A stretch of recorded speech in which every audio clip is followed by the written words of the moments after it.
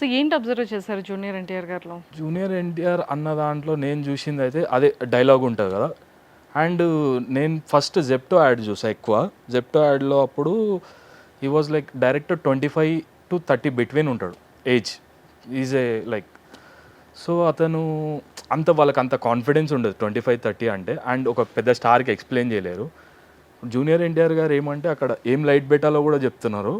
And at the same time అది ఎంత పడుతుంది, ఎక్కడ పడుతుంది, అండ్ ఆ ఎక్స్ప్రెషన్ అండ్ ఆల్ 1-2 షార్ట్స్ తర్వాత వాళ్ళు ఎట్లా తీసుకున్నారంటే అన్న చేసేసుకుంటాడు, మనం చెప్పాల్సిన అవసరం లేదు. జస్ట్ సీన్ చెప్తుండే వదిలేస్తుండే, అన్న చేసేసుకుంటుండే. లైట్ షాట్ కూడా లైట్ చెప్పేస్తున్నారు. అండ్ అంటే he has very good amount of knowledge in everything అనమాట. లైట్, కెమెరా, ఎక్కడ చూడాలి, ఏంది అనేది ఎవ్రీథింగ్ ఈ గాట్ అంటే గుడ్ ఒక నాలెడ్జ్. యాక్టర్ కి టెక్నికల్ నాలెడ్జ్ కూడా ఉండాలి. బేసిక్గా ఇప్పుడు ఏమవుతుంది అంటే చాలా మందికి తెలియదు ఏమంటే కెమెరాని కూడా చూడరు ఎవరు. సో అటు చూడడం, ఇటు చూడడం, ఇటు. సో అది చాలా కొంతమందికే తెలుస్తుంది. అండ్ వాయిస్ ఎంత ఇవ్వాలి, ఎంత తక్కువ చేయాలి, చాలా తక్కువ మందికి తెలుసు. దాంట్లో ఒకరు మన ఎన్టీఆర్ అన్నకి చాలా అన్నీ అది తెలుసు ఎంత.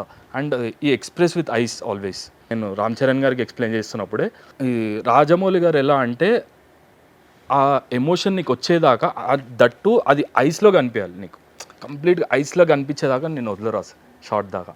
అది పర్ఫెక్ట్గా వస్తేనే అప్పటిదాకా దాన్ని తీసుకెళ్ళాలి. అది చూపించగల యాక్టర్ మన దగ్గర ఉన్నారంటే ఎన్టీఆర్ గారు.